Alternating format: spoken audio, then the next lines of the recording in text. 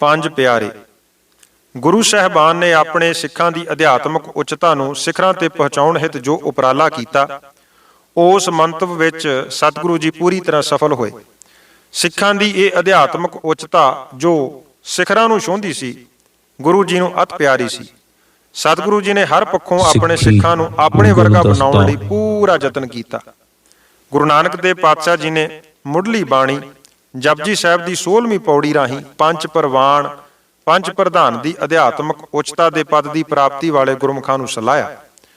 ਗੁਰਬਾਣੀ ਅਨੁਸਾਰ ਅਜਿਹੀਆਂ ਆਤਮਾਵਾਂ ਨੂੰ ਗੁਰੂ ਸਾਹਿਬ ਨੇ ਆਪਣੇ ਵਿੱਚ ਅਭੇਦ ਕਰਕੇ ਫਰਮਾਇਆ ਕਿ ਗੁਰੂ ਸਿੱਖ, ਸਿੱਖ ਗੁਰੂ ਹੈ, ਏਕੋ ਗੁਰ ਉਪਦੇਸ਼ ਚਲਾਏ, ਜਿਸ ਤੋਂ ਸਪਸ਼ਟ ਜ਼ਾਹਰ ਹੁੰਦਾ ਹੈ ਕਿ ਗੁਰੂ ਅਤੇ ਗੁਰੂ ਦੇ ਸਿੱਖ ਭਾਵ ਪੰਜ ਜਨ ਜੋ ਪ੍ਰਵਾਨ ਹੋ ਚੁੱਕੇ ਨੇ, ਉਹਨਾਂ ਦਾ ਜੀਵਨ ਮਨੋਰਥ ਇੱਕੋ ਹੀ ਹੈ ਅਤੇ ਉਹ ਹੈ ਗੁਰੂ ਉਪਦੇਸ਼ ਨੂੰ ਪਹਿਲੇ ਖੁਦ ਅਪਣਾ ਕੇ ਉਸ ਦੀ ਕਮਾਈ ਕਰਕੇ ਫੇਰ ਲੋਕਾਈ ਵਿੱਚ ਉਸ ਦਾ ਪ੍ਰਸਾਰ ਕਰਨਾ। ਇਸੇ ਹੀ ਆਸ਼ੇ ਨੂੰ ਮੁੱਖ ਰੱਖ ਕੇ ਗੁਰੂ ਸਾਹਿਬਾਨ ਨੇ ਆਪਣੇ ਜੀਵਨ ਕਾਲ ਦੌਰਾਨ ਪ੍ਰਮੁੱਖ ਸਿੱਖਾਂ ਵਿੱਚੋਂ ਪੰਜਾਂ ਨੂੰ ਪ੍ਰਧਾਨਤਾ ਪ੍ਰਦਾਨ ਕੀਤੀ, ਜਿਸ ਦੇ ਹਵਾਲੇ ਇਤਿਹਾਸ ਵਿੱਚ ਬੇਅੰਤ ਮਿਲਦੇ ਹਨ। ਪੰਜਾਂ ਪਿਆਰਿਆਂ ਦੀ ਸਾਜਨਾ ਦਾ ਸੰਕਲਪ ਗੁਰੂ ਨਾਨਕ ਦੇਵ ਪਾਤਸ਼ਾਹ ਜੀ ਅਤੇ ਉੱਤਰਾਧਿਕਾਰੀ ਗੁਰੂ ਸਾਹਿਬਾਨਾਂ ਦੇ ਇਤਿਹਾਸ ਵਿੱਚੋਂ ਮਿਲਦਾ ਹੈ। ਭਾਈ ਗੁਰਦਾਸ ਜੀ ਨੇ ਵੀ ਆਪਣੀ 13ਵੀਂ ਵਾਰ ਦੀ 19ਵੀਂ ਪੌੜੀ ਵਿੱਚ ਪੰਜ ਆਤਮ ਰਸੀਆਂ ਆਤਮਾਵਾਂ ਦੇ ਮਿਲਾਪ ਵਿੱਚ ਪਰਮੇਸ਼ਰ ਦੀ ਮੌਜੂਦਗੀ ਦੀ ਗਵਾਹੀ ਭਰੀ ਹੈ। ਭਾਈ ਸਾਹਿਬ ਦਾ ਫਰਮਾਨ ਹੈ ਕਿ ਇੱਕ ਸਿੱਖ, ਦੋਏ ਸਾਧ ਸੰਗ, ਪੰਜੀ ਪਰਮੇਸ਼ਰ। ਪੂਰਬਲੇ ਗੁਰੂ ਸਾਹਿਬਾਨ ਦੇ ਸਨਮੁਖ ਪ੍ਰਮੁੱਖ ਪੰਜ ਸਿੱਖ ਇਸ ਸੰਸਥਾ ਦਾ ਮੁੱਢਲਾ ਰੂਪ ਸਨ, ਜਿਸ ਤੋਂ ਅੱਗੇ ਜਾ ਕੇ ਗੁਰੂ ਗੋਬਿੰਦ ਸਿੰਘ ਪਾਤਸ਼ਾਹ ਜੀ ਦੇ ਹੱਥਾਂ ਵਿੱਚ ਇਹ ਸੰਸਥਾ ਸਿਖਰਾਂ ਨੂੰ ਛੂਹੀ। ਗੁਰੂ ਅਰਜਨ ਦੇਵ ਜੀ ਦੇ ਵੀ ਪੰਜ ਸਿੱਖ ਭਾਈ ਬਿਧੀ ਚੰਦ, ਭਾਈ ਜੇਠਾ, ਭਾਈ ਲੰਗਾ, ਭਾਈ ਪੁਰਾਣਾ ਅਤੇ ਭਾਈ ਪੈੜਾ ਜੀ ਨੂੰ ਪ੍ਰਮੁੱਖਤਾ ਹਾਸਲ ਸੀ। ਇਸੇ ਤਰ੍ਹਾਂ ਗੁਰੂ ਤੇਗ ਬਹਾਦਰ ਸਾਹਿਬ ਜੀ ਵੇਲੇ ਦੀਵਾਨ ਮਤੀ ਦਾਸ, ਭਾਈ ਗੁਰਦਿੱਤਾ ਜੀ, ਭਾਈ ਦਿਆਲਾ ਜੀ, ਭਾਈ ਊਦਾ ਜੀ, ਭਾਈ ਜੈਤਾ ਜੀ ਆਤਮ ਗਿਆਨੀ ਪੰਜ ਪਿਆਰੇ ਹੋਏ। ਦਸਮ ਪਾਤਸ਼ਾਹ ਜੀ ਨੇ ਇਸੇ ਹੀ ਸਿਧਾਂਤ ਨੂੰ ਅੱਗੇ ਤੋਰਦਿਆਂ ਅਤੇ ਸਿਖਰਾਂ ਤੇ ਪਹੁੰਚਾਉਂਦਿਆਂ ਖਾਲਸੇ ਦੀ ਸਿਰਜਣਾ ਕਰਨ ਸਮੇਂ ਸਭ ਤੋਂ ਪਹਿਲਾਂ ਸੰਗਤ ਵਿੱਚੋਂ ਪਰਖ ਕਰਕੇ ਪੰਜ ਪਿਆਰਿਆਂ ਦੀ ਚੋਣ ਕੀਤੀ, ਉਹਨਾਂ ਨੂੰ ਅੰਮ੍ਰਿਤ ਦੀ ਦਾਤ ਬਖਸ਼ੀ। ਫੇਰ ਉਹਨਾਂ ਅੱਗੇ ਆਪ ਹੱਥ ਜੋੜ ਕੇ ਅੰਮ੍ਰਿਤ ਦਾਤ ਦੀ ਜਾਚਨਾ ਕਰਦੇ ਹੋਏ ਬੇਨਤੀ ਕੀਤੀ। ਫੇਰ ਸੰਗਤਾਂ ਨੂੰ ਪੰਜਾਂ ਰਾਹੀਂ ਅੰਮ੍ਰਿਤ ਦੀ ਦਾਤ ਦਿੱਤੀ ਅਤੇ ਅੱਗੇ ਤੋਂ ਗੁਰੂ ਦੀਕਸ਼ਿਤ ਹੋਣ ਦਾ ਰਾਹ ਪੰਜਾਂ ਰਾਹੀਂ ਚਰਨ ਪੌਲ ਤੋਂ ਖੰਡੇ ਦੀ ਪੌਲ ਦੁਆਰਾ ਬਦਲ ਦਿੱਤਾ। ਖੰਡੇ ਦੀ ਪੌਲ ਰਾਹੀਂ ਸਿੱਖਾਂ ਨੂੰ ਦੀਕਸ਼ਿਤ ਕਰਨ ਦਾ ਅਧਿਕਾਰ ਕੇਵਲ ਕੋਈ ਖਾਸ ਪੰਜ ਸਿੰਘਾਂ ਨੂੰ ਪ੍ਰਾਪਤ ਨਹੀਂ, ਸਗੋਂ ਕੋਈ ਵੀ ਰਹਿਤਵਾਨ ਆਤਮ ਰਸੀਏ ਪੰਜ ਸਿੰਘ ਇਸ ਕਾਰਜ ਦੀ ਪੂਰਤੀ ਕਰਨ ਦੇ ਅਧਿਕਾਰੀ ਹਨ। ਇਸ ਤਰ੍ਹਾਂ ਇਹ ਅਧਿਕਾਰ ਉੱਚ ਜਾਤੀ ਪੁਰੋਹਿਤ ਵਰਗ ਕੋਲ ਨਾ ਰਹਿ ਕੇ ਸਦੀਆਂ ਤੋਂ ਚੱਲੀ ਆ ਰਹੀ ਏਕਾ ਅਧਿਕਾਰ ਦੀ ਪਰੰਪਰਾ, ਜਿਸ ਨੇ ਸਮਾਜ ਵਿੱਚ ਪੁਰੋਹਿਤ ਵਰਗ ਦੀ ਮਨਮਰਜ਼ੀ ਕਾਰਨ ਬਹੁਤ ਵਿਗਾੜ ਪੈਦਾ ਕਰ ਦਿੱਤਾ ਸੀ, ਉੱਤੇ ਸੱਟ ਮਾਰ ਕੇ ਉਸ ਨੂੰ ਸਦਾ ਲਈ ਖਤਮ ਕਰ ਦਿੱਤਾ। ਵੱਡੀ ਕ੍ਰਾਂਤੀਕਾਰੀ ਗੱਲ ਤਾਂ ਇਹ ਹੈ ਕਿ ਰਹਿਤਵੰਨ ਸੰਘ ਕਿਸੇ ਵੀ ਅਖੌਤੀ ਜਾਤ, ਭਾਵੇਂ ਉਹ ਪ੍ਰਚਲਿਤ ਸਮਾਜ ਵਿੱਚ ਕਿਤਨੀ ਨੀਵੀਂ ਵੀ ਕਿਉਂ ਨਾ ਹੋਵੇ, ਉਸ ਨਾਲ ਸੰਬੰਧਿਤ ਹੋਣ ਜਾਂ ਕਿਸੇ ਵੀ ਹੋਰ ਜਾਤ ਨਾਲ, ਗੁਰੂ ਮਰਜ਼ਾਦਾ ਅਨੁਸਾਰ ਸੰਗਤ ਨੂੰ ਅੰਮ੍ਰਿਤ ਛਕਾਉਣ ਦੇ ਅਧਿਕਾਰੀ ਹਨ। ਦਸਮ ਪਾਤਸ਼ਾਹ ਜੀ ਨੇ ਖਾਲਸੇ ਦੀ ਉਸਤਤ ਕਰਦਿਆਂ ਖਾਲਸਾ ਮੇਰੋ ਸਤਿਗੁਰ ਪੂਰਾ ਕਹਿ ਦਿੱਤਾ ਅਤੇ ਇਸ ਨੂੰ ਅਮਲੀ ਜਾਮਾ ਆਪਣੇ ਜੀਵਨ ਕਾਲ ਵਿੱਚ ਵੀ ਪਹਿਨਾਇਆ। ਜਦੋਂ ਉਹਨਾਂ ਪੰਜਾਂ ਅੱਗੇ ਕਈ ਵਾਰ ਸੀਸ ਨਵਾ ਕੇ ਉਹਨਾਂ ਦਾ ਹੁਕਮ ਮੰਨਿਆ, ਸਤਿਗੁਰਾਂ ਨੇ ਆਪਣਾ ਪੰਜ ਭੂਤਕ ਸਰੀਰ ਅਲੋਪ ਕਰਨ ਤੋਂ ਪਹਿਲਾਂ ਹੀ ਆਪਣੇ ਸਾਰੇ ਅਧਿਕਾਰ ਖਾਲਸੇ ਨੂੰ ਸੌਂਪਦਿਆਂ ਅੱਗੇ ਤੋਂ ਸਤਿਗੁਰੂ ਗੁਰੂ ਗ੍ਰੰਥ ਸਾਹਿਬ ਜੀ ਦੀ ਤਾਬਿਆ ਸਿੱਖਾਂ ਨੂੰ ਪੰਜਾਂ ਪਿਆਰਿਆਂ ਰਾਹੀਂ ਗੁਰ ਉਪਦੇਸ਼ ਦ੍ਰਿੜ ਕਰਾਉਣ ਦਾ ਅਧਿਕਾਰ ਦਿੱਤਾ। ਪੰਜਾਂ ਨੂੰ ਸੰਗਤ ਨੂੰ ਗੁਰੂ ਦੀਕਸ਼ਿਤ ਕਰਨ ਦਾ ਅਧਿਕਾਰ ਤਾਂ ਹੈ ਹੀ, ਉਹਨਾਂ ਨੂੰ ਪੰਥ ਦੀ ਅਗਵਾਈ ਕਰਨ ਦੀ ਜ਼ਿੰਮੇਵਾਰੀ ਵੀ ਸੌਂਪ ਦਿੱਤੀ। ਸੰਮਤ 1756 ਦੀ ਵਿਸਾਖੀ ਭਾਵ 1699 ਈਸਵੀ ਵਿਸਾਖੀ ਵਾਲੇ ਦਿਨ ਪੰਜਾਂ ਪਿਆਰਿਆਂ ਦੀ ਚੋਣ ਅਲੌਕਿਕ ਢੰਗ ਨਾਲ ਕੀਤੀ ਅਤੇ ਖੰਡੇ ਬਾਟੇ ਦਾ ਅੰਮ੍ਰਿਤ ਤਿਆਰ ਕਰਕੇ ਛਕਾਇਆ ਅਤੇ ਗੁਰਦੇਵ ਪਾਤਸ਼ਾਹ ਨੇ ਆਪ ਵੀ ਉਹਨਾਂ ਪੰਜਾਂ ਪਾਸੋਂ ਅੰਮ੍ਰਿਤ ਦੀ ਪਹੁਲ ਲਈ। ਇਵੇਂ ਗੁਰੂ ਨਾਨਕ ਦੇਵ ਜੀ ਦੀ 10ਵੀਂ ਜੋਤ ਗੁਰੂ ਗੋਬਿੰਦ ਸਿੰਘ ਜੀ ਨੇ ਖਾਲਸਾ ਪੰਥ ਦੀ ਸਾਜਨਾ ਕੀਤੀ। ਇਹਨਾਂ ਪੰਜਾਂ ਪਿਆਰਿਆਂ ਦੇ ਸ਼ੁਭ ਨਾਮ ਅਤੇ ਸੰਖੇਪ ਜੀਵਨ ਵਰਣਨ ਇਸ ਪ੍ਰਕਾਰ ਹੈ। ਭਾਈ ਦਇਆ ਸਿੰਘ ਜੀ, ਆਪ ਜੀ ਦਾ ਜਨਮ ਲਾਹੌਰ ਨਿਵਾਸੀ ਸ੍ਰੀ ਸੁਦੇ ਖੱਤਰੀ ਦੇ ਘਰ ਮਾਤਾ ਦਿਆਲੀ ਦੀ ਕੁੱਖੋਂ 1726 ਨੂੰ ਹੋਇਆ। ਆਪ ਜੀ ਦੇ ਮਾਤਾ ਪਿਤਾ ਪਰਮਾਰਥ ਦੀ ਲਗਨ ਵਾਲੇ ਸਨ, ਸਿੱਖੀ ਵਿੱਚ ਅਥਾਹ ਸ਼ਰਧਾ ਰੱਖਦੇ ਸਨ। 1734 ਬਿਕਰਮੀ ਨੂੰ ਅਨੰਦਪੁਰ ਸਾਹਿਬ ਗੁਰੂ ਦਰਬਾਰ ਵਿੱਚ ਪੁੱਜੇ। 1756 ਸੰਮਤ ਦੀ ਵਿਸਾਖੀ ਨੂੰ ਜਦੋਂ ਧੰਨ ਗੁਰੂ ਗੋਬਿੰਦ ਸਿੰਘ ਜੀ ਨੇ ਸਿੱਖ ਦੇ ਸੀਸ ਦੀ ਮੰਗ ਕੀਤੀ, ਤਦ ਸਭ ਤੋਂ ਪਹਿਲਾਂ ਹਾਜ਼ਰ ਹੋਣ ਵਾਲੇ ਆਪ ਸਨ। ਅੰਮ੍ਰਿਤ ਛਕ ਕੇ ਦਇਆ ਰਾਮ ਤੋਂ ਦਇਆ ਸਿੰਘ ਬਣੇ। ਪਹਾੜੀ ਰਾਜਿਆਂ ਅਤੇ ਮੁਗਲਾਂ ਨਾਲ ਜੰਗਾਂ ਯੁੱਧਾਂ ਵਿੱਚ ਆਪ ਬੜੀ ਬਹਾਦਰੀ ਨਾਲ ਲੜੇ। ਚਮਕੌਰ ਦੀ ਜੰਗ ਤੋਂ ਬਾਅਦ ਆਪ ਜੀ ਗੁਰੂ ਸਾਹਿਬ ਜੀ ਦੇ ਨਾਲ ਨੰਦੇੜ ਤੱਕ ਗਏ। ਸਤਿਗੁਰੂ ਜੀ ਵੱਲੋਂ ਲਿਖੇ ਜਫਰਨਾਮੇ ਨੂੰ ਔਰੰਗਜ਼ੇਬ ਤੱਕ ਪਹੁੰਚਾਉਣ ਦਾ ਕਾਰਜ ਵੀ ਆਪ ਭਾਈ ਦਇਆ ਸਿੰਘ ਜੀ ਨੇ ਹੀ ਕੀਤਾ। ਸੰਮਤ 1765 ਬਿਕਰਮੀ ਨੂੰ ਹਜੂਰ ਸਾਹਿਬ ਨੰਦੇੜ ਵਿਖੇ ਹੀ ਆਪ ਸੱਚਖੰਡ ਪਿਆਨਾ ਕਰ ਗਏ। ਤਖਤ ਸੱਚਖੰਡ ਸ੍ਰੀ ਹਜੂਰ ਸਾਹਿਬ ਦੇ ਨਾਲ ਹੀ ਮਾਤਾ ਭਾਗੋ ਦੇ ਬੁੰਗੇ ਦੇ ਨਜ਼ਦੀਕ ਆਪ ਜੀ ਦਾ ਅੰਗੀਠਾ ਮੌਜੂਦ ਹੈ। ਭਾਈ ਧਰਮ ਸਿੰਘ ਜੀ। ਭਾਈ ਧਰਮ ਸਿੰਘ ਜੀ ਦਾ ਜਨਮ ਹਸਤਨਾਪੁਰ ਭਾਵ ਦਿੱਲੀ ਸ੍ਰੀ ਸੰਤ ਰਾਮ ਜੱਟ ਦੇ ਘਰ ਮਾਤਾ ਸਾਬੋ ਦੀ ਕੁੱਖੋਂ 1724 ਬਿਕਰਮੀ ਮੁਤਾਬਕ 1667 ਈਸਵੀ ਨੂੰ ਹੋਇਆ। 1735 ਬਿਕਰਮੀ ਅਥਵਾ 1678 ਈਸਵੀ ਵਿੱਚ ਕਲਗੀਧਰ ਪਾਤਸ਼ਾਹ ਜੀ ਦੀ ਸ਼ਰਨ ਆਏ। 1756 ਸੰਮਤ ਭਾਵ 1699 ਦੀ ਵਿਸਾਖੀ ਦੇ ਸ਼ੁਭ ਅਵਸਰ ਉੱਪਰ ਧੰਨ ਗੁਰੂ ਗੋਬਿੰਦ ਸਿੰਘ ਜੀ ਵੱਲੋਂ ਸੀਸ ਦੀ ਦੂਸਰੀ ਵਾਰ ਮੰਗ ਦੁਹਰਾਉਣ ਵੇਲੇ ਭਾਈ ਧਰਮ ਸਿੰਘ ਜੀ ਨੇ ਸੀਸ ਭੇਟ ਕੀਤਾ।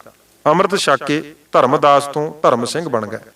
ਆਪ ਜੀ ਮੁਗਲਾਂ ਤੇ ਪਹਾੜੀ ਰਾਜਿਆਂ ਨਾਲ ਜੰਗਾਂ ਯੁੱਧਾਂ ਵਿੱਚ ਸ਼ਾਮਲ ਹੋਏ ਅਤੇ ਇਹ ਵੀ ਭਾਈ ਦਇਆ ਸਿੰਘ ਜੀ ਦੀ ਤਰ੍ਹਾਂ ਨੰਦੇੜ ਤੱਕ ਸਤਿਗੁਰੂ ਜੀ ਦੀ ਸੇਵਾ ਵਿੱਚ ਰਹੇ। ਇਹਨਾਂ ਦਾ ਪਰਲੋਕ ਗਮਨ 1765 ਨੂੰ ਹਜੂਰ ਸਾਹਿਬ ਨੰਦੇੜ ਵਿਖੇ ਹੀ ਹੋਇਆ। ਭਾਈ ਦਇਆ ਸਿੰਘ ਜੀ ਅਤੇ ਭਾਈ ਧਰਮ ਸਿੰਘ ਜੀ ਦਾ ਅੰਗੀਠਾ ਬੁੰਗਾ ਮਾਤਾ ਭਾਗੋ ਜੀ ਦੇ ਨਜ਼ਦੀਕ ਤਖਤ ਹਜੂਰ ਸਾਹਿਬ ਸੱਚਖੰਡ ਦੇ ਨਜ਼ਦੀਕ ਮੌਜੂਦ ਹੈ। ਭਾਈ ਹਿੰਮਤ ਸਿੰਘ ਜੀ। ਭਾਈ ਹਿੰਮਤ ਸਿੰਘ ਜੀ ਦਾ ਜਨਮ ਜਗਨਨਾਥਪੁਰੀ ਦੇ ਨਿਵਾਸੀ ਸ੍ਰੀ ਗੁਲਜਾਰੀ ਝਿਊਰ ਦੇ ਘਰ ਮਾਤਾ ਧੰਨੋ ਜੀ ਦੀ ਕੁੱਖੋਂ ਸੰਮਤ 1718 ਮੁਤਾਬਕ 1661 ਈਸਵੀ ਵਿੱਚ ਹੋਇਆ।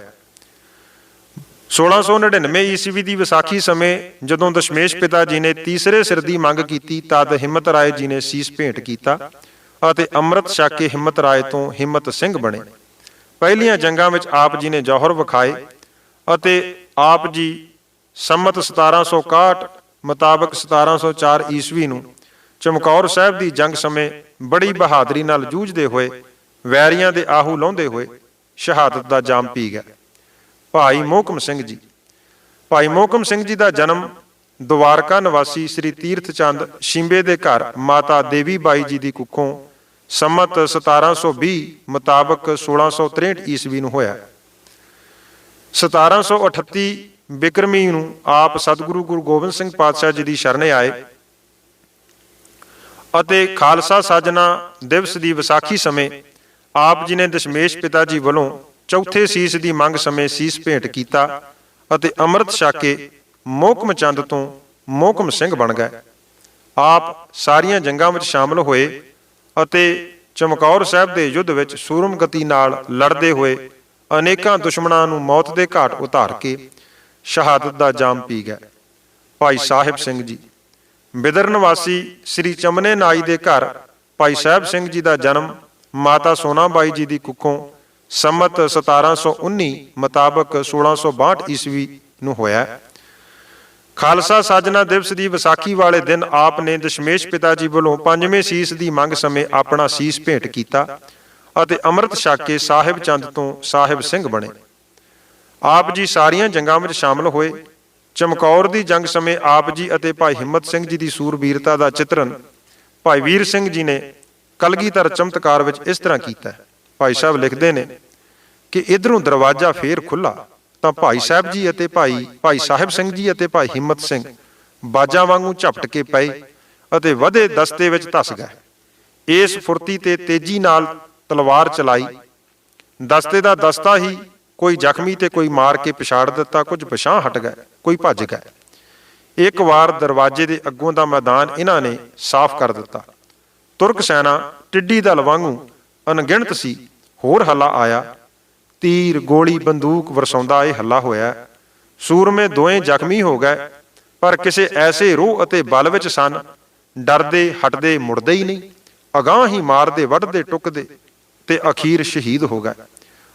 ਅਟਾਰੀ ਵਿੱਚ ਬੈਠੇ ਵੇਖਦੇ ਆਪਣੇ ਮੁਕਤੀ ਦਾਤੇ ਤੋਂ ਅਸ਼ੀਰਵਾਦ ਤੇ ਧਨ ਦੀ ਅਸੀਸ ਲੈਂਦੇ ਹੋਏ ਪਰਲੋਕ ਸੁਧਾਰ ਗਏ। ਇਸ ਤਰ੍ਹਾਂ ਆਪ ਸੰਮਤ 1761 ਮੁਤਾਬਕ 1704 ਈਸਵੀ ਨੂੰ ਚਮਕੌਰ ਸਾਹਿਬ ਦੇ ਯੁੱਧ ਵਿੱਚ ਸ਼ਹੀਦੀ ਪ੍ਰਾਪਤ ਕਰ ਗਏ। ਪੰਜਾਂ ਪਿਆਰਿਆਂ ਦੀ ਸਾਜਨਾ ਦਾ ਸੰਖੇਪ ਬਿਰਤਾਂਤ ਵੀ ਆਪਾਂ ਵਾਚ ਲਈਏ। ਗੁਰੂ ਤੇਗ ਬਹਾਦਰ ਜੀ ਨੇ ਦੁਸ਼ਟ ਰਾਜ ਦੇ ਸਿਰ ਸਰੀਰ ਰੂਪੀ ਠੀਕਰਾ ਫੋੜਿਆ ਅਤੇ ਲਾ ਮਿਸਾਲ ਸ਼ਹਾਦਤ ਦਿੱਤੀ ਅਤੇ ਸੰਸਾਰ ਵਿੱਚ ਇਹ ਕਾਇਮ ਕਰ ਦਿੱਤਾ ਕਿ ਭੈ ਕਾਹੂ ਕੋ ਦੇਤ ਨਹਿ ਨਹਿ ਪੈਮਾਨਤ ਆਨ, ਕਹੋ ਨਾਨਕ ਸੁਨ ਰੇ ਮਨਾ ਗਿਆਨੀ ਤਾਹੇ ਬਖਾਨ, ਅਤੇ ਸੀਸ ਦੀਆ ਪਰ ਸਿਰ ਨਾ ਦੀਆ ਦਾ ਅਲੌਕਿਕ ਚਮਤਕਾਰ ਕਰ ਵਿਖਾਇਆ। ਭਾਰਤ ਵਰਸ਼ ਸਦੀਆਂ ਦੀ ਗੁਲਾਮੀ ਕਾਰਨ ਆਪਣੀ ਸੱਭਿਅਤਾ, ਅਣਖ, ਗੈਰਤ, ਸਾਹਸ, ਮਾਣ ਮਰਜ਼ਾਦਾ, ਰਹੁ ਰੀਤ ਗਵਾ ਚੁੱਕਾ ਸੀ। ਧੰਨ ਗੁਰੂ ਨਾਨਕ ਦੇਵ ਜੀ ਨੇ ਮੁਰਦਿਆਂ ਅੰਦਰ ਤਾਣ ਭਰਿਆ, 9 ਜਾਮੇ ਧਾਰ ਕੇ ਮੁਰਦਾ ਹੋ ਚੁੱਕੇ ਲਤਾੜੇ ਨਿਰਬਲ ਇਨਸਾਨਾਂ ਵਿੱਚ ਨਵੀਂ ਰੂਹ ਫੂਕੀ। ਅਵਿਦਿਆ, ਗੁਲਾਮੀ, ਖੁਦਗਰਜੀ ਦੇ ਅੰਧਕਾਰ ਵਿੱਚ ਇਸ ਗੁਰੂ ਜੋਤੀ ਨੇ ਚਾਨਣ ਕੀਤਾ। ਗੁਰਸਿੱਖਾਂ ਅੰਦਰ ਜੋਸ਼ ਭਰ ਗਿਆ। ਅਸੂਲ, ਧਰਮ, ਸੱਚ, ਆਨ, ਸ਼ਾਨ, ਬਾਨ ਤੋਂ ਆਪਾ ਨਿਸ਼ਾਵਰ ਕਰਨ ਦੀ ਜਾਚ ਪੰਚਮ ਪਾਤਸ਼ਾਹ ਜੀ ਪਿੱਛੋਂ 9ਵੇਂ ਪਾਤਸ਼ਾਹ ਅਤੇ ਉਹਨਾਂ ਵੱਲੋਂ ਵਰਸਾਏ ਗੁਰਸਿੱਖਾਂ ਨੇ ਸਿਖਾਈ।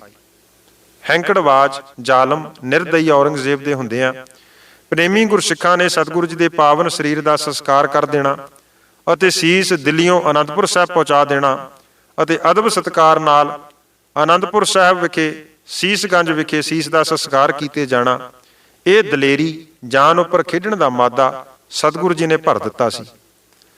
ਗੁਰੂ ਤੇਗ ਬਹਾਦਰ ਸਾਹਿਬ ਜੀ ਦੀ ਸ਼ਹਾਦਤ ਤੋਂ ਬਾਅਦ ਧੰਨ ਗੁਰੂ ਗੋਬਿੰਦ ਸਿੰਘ ਸਾਹਿਬ ਪਾਤਸ਼ਾਹ ਜੀ ਦੇ ਦਸਤਾਰਬੰਦੀ ਕੀਤੀ ਗਈ।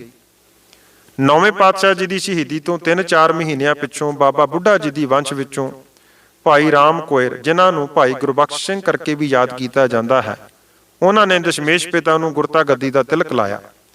ਹਜ਼ਾਰਾਂ ਸੰਗਤਾਂ ਨਿਰਭੈ ਹੋ ਕੇ ਅਨੰਦਪੁਰ ਸਾਹਿਬ ਇਸ ਸਮੇਂ ਪੁੱਜੀਆਂ। ਕਿਸੇ ਨੇ ਵੀ ਔਰੰਗਜ਼ੇਬ ਦਾ ਭੈ ਨਾ ਖਾਧਾ। ਇਸੇ ਉਮਰ ਵਿੱਚ ਹੀ ਸਤਿਗੁਰੂ ਜੀ ਨੇ ਯੁੱਧ ਦੀ ਤਿਆਰੀ ਆਰੰਭ ਕਰ ਦਿੱਤੀ। ਹਰ ਪ੍ਰਕਾਰ ਦੀ ਜੰਗੀ ਸਿਖਲਾਈ ਵਿੱਚ ਆਪ ਛੇਤੀ ਹੀ ਨਿਪੁੰਨ ਹੋ ਗਏ। ਗੁਰੂ ਨਾਨਕ ਜੀ ਦੀ ਗੁਰੂ ਜੋਤੀ ਹੁਣ 10ਵੇਂ ਜਾਮੇ ਵਿੱਚ ਅੱਪੜ ਕੇ ਗੁਰਤਾ ਗੱਦੀ ਤੇ ਬਿਰਾਜ ਕੇ ਨਾਮਦਾਨ ਦੀ ਦਾਤ ਵੀ ਸੰਗਤਾਂ ਵਿੱਚ ਵੰਡਦੀ ਅਤੇ ਵੀਰ ਰਸੀ ਢੰਗਾਂ ਨਾਲ ਯੋਧਿਆਂ ਦੀ ਤਿਆਰੀ ਵੀ ਕਰਵਾਉਂਦੇ। ਅਨੇਕਾਂ ਸੰਗਤਾਂ ਸਤਿਗੁਰੂ ਜੀ ਦੇ ਦਰਸ਼ਨਾਂ ਨਾਲ ਨਦਰੀ ਨਦਰ ਨਿਹਾਲ ਹੁੰਦੀਆਂ। ਰਾਜਾ ਰਤਨ ਰਾਏ, ਜਿਹੜਾ ਰਾਜਾ ਰਾਮ ਰਾਏ ਦਾ ਪੁੱਤਰ ਸੀ, ਆਪਣੀ ਮਾਤਾ ਨੂੰ ਨਾਲ ਲੈ ਕੇ ਅਨੇਕਾਂ ਗਹਿਣੇ, ਬਸਤਰ, ਸ਼ਸਤਰ, ਕਟੋਰਾ, ਚੰਦਨ ਦੀ ਚੌਂਕੀ, ਪੰਚਕਲਾ ਸ਼ਾਸਤਰ, ਪ੍ਰਸਾਦੀ ਹਾਥੀ, ਅਨੇਕ ਸੁਗਾਤਾਂ ਭੇਟਾ ਲੈ ਕੇ ਗੁਰੂ ਗੋਬਿੰਦ ਸਿੰਘ ਜੀ ਦੇ ਚਰਨਾਂ ਕਮਲਾਂ ਵਿੱਚ ਪੁੱਜਾ ਅਤੇ ਸਤਿਗੁਰੂ ਜੀ ਦੀ ਕਿਰਪਾ ਦ੍ਰਿਸ਼ਟੀ ਦਾ ਪਾਤਰ ਬਣਿਆ। ਅਨੇਕਾਂ ਕੌਤਕ ਵਰਤੇ। ਫੇਰ ਨਾਹਣ ਦੇ ਰਾਜੇ ਦੇ ਸੱਦੇ ਤੇ ਸਤਿਗੁਰੂ ਗੁਰੂ ਗੋਬਿੰਦ ਸਿੰਘ ਜੀ ਨੇ ਪੌਂਟਾ ਸਾਹਿਬ ਵਾਲੇ ਸਥਾਨ ਤੇ ਡੇਰਾ ਲਾਇਆ ਅਤੇ ਪੌਂਟਾ ਵਸਾਇਆ। 52 ਕਵੀਆਂ ਅਤੇ ਹੋਰ ਵਿਦਵਾਨਾਂ ਦਾ ਦਰਬਾਰ ਸਜਣ ਲੱਗਾ। ਸ਼ੇਰ ਦਾ ਸ਼ਿਕਾਰ ਕੀਤਾ, ਭੰਗਾਣੀ ਦਾ ਯੁੱਧ ਜਿੱਤਿਆ, ਜਿਸ ਵਿੱਚ ਅਨੇਕਾਂ ਸਿੱਖ ਸ਼ਹੀਦ ਹੋਏ ਅਤੇ ਪੀਰ ਬੁੱਧੂ ਸ਼ਾਹ ਦੇ 4 ਪੁੱਤਰ ਅਤੇ ਅਨੇਕਾਂ ਮੁਰੀਦ ਸ਼ਹੀਦ ਹੋਏ। ਸਤਿਗੁਰੂ ਜੀ ਮੁੜ ਅਨੰਦਪੁਰ ਸਾਹਿਬ ਆ ਪੁੱਜੇ। ਭੰਗਾਣੀ ਦੇ ਯੁੱਧ ਵਿੱਚ ਰਾਜਾ ਹਰੀ ਚੰਦ ਮਾਰਿਆ ਗਿਆ ਸੀ। ਸਤਿਗੁਰੂ ਜੀ ਦੇ ਅਨੰਦਪੁਰ ਸਾਹਿਬ ਪੁੱਜਣ ਤੇ ਸਾਹਿਬਾਂ ਨੇ ਆਨੰਦਗੜ੍ਹ, ਲੋਹਗੜ੍ਹ, ਕੇਸਗੜ੍ਹ, ਫਤਿਹਗੜ੍ਹ 4 ਕਿਲੇ ਵੀ ਕਾਇਮ ਕਰ ਲਏ। 6ਵੇਂ ਪਾਤਸ਼ਾਹ ਵਾਂਗੂ ਢਾਡੀਆਂ ਦੀਆਂ ਵਾਰਾਂ ਵੀ ਗਾਈਆਂ ਜਾਣ ਲੱਗੀਆਂ। ਨੰਦੌਣ ਦਾ ਯੁੱਧ ਲੜਿਆ ਤੇ ਜਿੱਤ ਪ੍ਰਾਪਤ ਕੀਤੀ। ਅਲਫ ਖਾਂ ਮੈਦਾਨ ਛੱਡ ਕੇ ਭੱਜ ਗਿਆ। ਗੁਰੂ ਸਾਹਿਬ ਵਾਪਸ ਅਨੰਦਪੁਰ ਸਾਹਿਬ ਆਏ। ਹੁਸੈਨੀ ਦਾ ਯੁੱਧ ਲੜਿਆ। ਹੁਸੈਨ ਖਾਂ ਵੀ ਹਾਰ ਕੇ ਵਾਪਸ ਲਾਹੌਰ ਪਰਤ ਗਿਆ। ਇਸ ਪਿੱਛੋਂ ਸ਼ਹਿਜ਼ਾਦਾ ਮੁਅੱਜ਼ਮ ਨਾਲ ਭਾਈ ਨੰਦ ਲਾਲ ਜੀ ਦੀ ਮੁਲਾਕਾਤ ਹੋਈ। ਉਸ ਨੇ ਗੁਰੂ ਸਾਹਿਬ ਜੀ ਦੀ ਰੱਬੀਅਤ ਦਾ ਹਾਲ ਭਾਈ ਸਾਹਿਬ ਤੋਂ ਸੁਣਿਆ ਅਤੇ ਭਾਈ ਨੰਦ ਲਾਲ ਜੀ ਪਾਸੋਂ ਗੁਰੂ ਸਾਹਿਬ ਜੀ ਦੀ ਰੂਹਾਨੀਅਤ ਦਾ ਹਾਲ ਸੁਣ ਕੇ ਉਹ ਪ੍ਰਭਾਵਿਤ ਹੋਇਆ ਅਤੇ ਇਸ ਤਰ੍ਹਾਂ ਕੁਝ ਸਮਾਂ ਅਮਨ ਅਮਾਨ ਨਾਲ ਲੰਘ ਗਿਆ। ਅਨੇਕਾਂ ਸੰਗਤਾਂ ਮੁੜ ਜੁੜਨ ਲੱਗੀਆਂ। ਅੰਤ ਗੁਰੂ ਗੋਬਿੰਦ ਸਿੰਘ ਜੀ ਡੂੰਘੀ ਸੋਚ ਵਿੱਚ ਮਗਨ ਰਹਿਣ ਲੱਗੇ। ਮਜ਼ਲੂਮਾਂ ਨੂੰ ਜ਼ੋਰ, ਜ਼ੁਲਮ, ਕੈਦ, ਬੰਦਸ਼ ਹੇਠੋਂ ਕੱਢਣ ਹਿੱਤ ਆਪ 11 ਮਹੀਨੇ 11 ਦਿਨ ਗੰਭੀਰਤਾ ਵਿੱਚ ਇੱਕ ਪਹਾੜ ਦੀ ਕੁੰਦਰਾ ਵਿੱਚ ਬੈਠੇ ਅਤੇ ਅਕਾਲ ਪੁਰਖ ਜੀ ਨਾਲ ਇੱਕਮਿਕ ਹੋ ਕੇ ਖਾਲਸਾ ਸਾਜਣ ਬਾਬਤ, ਖਾਲਸੇ ਦੀ ਪ੍ਰਤੱਖ ਨੁਹਾਰ ਬਣਾਉਣ ਅਤੇ ਉਸ ਦੀ ਸਾਜਨਾ ਦਾ ਪੂਰਾ ਨਕਸ਼ਾ ਉਲੀਕਣ ਵਿੱਚ ਮਸਰੂਫ ਰਹੇ। ਇਸ ਵਾਸਤੇ ਆਪ ਨੇ ਪਰਤਾਵਾ ਲੈਣਾ ਜ਼ਰੂਰੀ ਸਮਝਿਆ। ਵੈਸ਼ਨਵ ਬ੍ਰਾਹਮਣਾਂ, ਸ਼ਕਤੀ ਦੇ ਉਪਾਸਕਾਂ, ਜੋਗੀਆਂ, ਸੰਨਿਆਸੀਆਂ, ਰਾਜਿਆਂ ਅਤੇ ਆਪਣੇ ਧਰਮ ਦੇ ਆਗੂਆਂ, ਗੁਰੂ ਘਰ ਦੇ ਮਸੰਦਾਂ ਦਾ ਪਰਤਾਵਾ ਵੀ ਲਿਆ। ਇਹਨਾਂ ਪਰਤਾਵਿਆਂ ਤੇ ਕਾਫੀ ਸਮਾਂ ਲੱਗਾ, ਪਰ ਕਿਸੇ ਦੇ ਅੰਦਰ ਸਤਿਗੁਰੂ ਜੀ ਨੇ ਸੰਸਾ ਨਾ ਰਹਿਣ ਦਿੱਤਾ ਕਿ ਖਾਲਸਾ ਸਾਜਣ ਪਿੱਛੋਂ ਇਹ ਪਹਿਲੀਆਂ ਸੰਪਰਦਾਵਾਂ ਹਿਰਖ ਨਾ ਕਰਨ ਕਿ ਖਾਲਸਾ ਪੰਥ ਦੀ ਕੀ ਲੋੜ ਸੀ। ਅੰਤ 1699 ਈਸਵੀ ਮੁਤਾਬਕ 1756 ਬਿਕਰਮੀ ਦੀ ਵਿਸਾਖੀ ਆਉਣ ਤੋਂ ਪਹਿਲੇ ਆਪ ਨੇ ਸਭ ਨੂੰ ਪਰਖ ਲਿਆ। ਹਰ ਪਾਸੇ ਤੋਂ ਨਿਰਾਸ਼ਤਾ ਮਿਲੀ। ਸਤਿਗੁਰੂ ਜੀ ਪੂਰੀ ਤਰ੍ਹਾਂ ਸਮਝਦੇ ਸਨ ਕਿ ਨੌਵਾਂ ਪਾਤਸ਼ਾਹੀਆਂ ਦੀ ਘਾਲਣਾ ਨਾਲ ਸਿੱਖਾਂ ਵਿੱਚ ਨਾਮ, ਬਾਣੀ, ਸਿਦਕ, ਭਰੋਸਾ, ਸੱਚ, ਪਰਮੇਸ਼ਰ ਦਾ ਪਿਆਰ, ਕੁਰਬਾਨੀ ਦਾ ਮਾਦਾ ਭਰਿਆ ਜਾ ਚੁੱਕਾ ਹੈ। ਪਰ ਹੁਣ ਖਾਲਸਾ ਸਾਜ ਕੇ ਸਭਨਾਂ ਦੇ ਅੰਦਰ ਸੰਤ ਖਾਲਸੇ ਵਾਲੇ ਸੰਪੂਰਨ ਗੁਣ ਭਰ ਦਿੱਤੇ ਜਾਣ। ਇਸ ਵਾਸਤੇ ਸਤਿਗੁਰੂ ਜੀ ਨੇ ਵਿਸਾਖੀ ਤੋਂ ਪਹਿਲਾਂ ਸਭ ਸੰਗਤਾਂ ਨੂੰ ਪੱਤਰ ਲਿਖੇ ਕਿ ਇਸ ਦਿਨ ਸਾਰਿਆਂ ਨੇ ਜ਼ਰੂਰ ਪੁੱਜਣਾ ਹੈ। ਸੰਗਤਾਂ 1699 ਦੀ ਵਿਸਾਖੀ ਵਾਲੇ ਦਿਨ ਤੋਂ ਪਹਿਲਾਂ ਹੀ ਅਨੰਦਪੁਰ ਸਾਹਿਬ ਪੁੱਜ ਗਈਆਂ। ਲਾ ਮਿਸਾਲ ਇਕੱਠ ਹੋਇਆ। ਵਿਸਾਖੀ ਵਾਲੇ ਦਿਨ ਦੀਵਾਨ ਸਜ ਗਿਆ।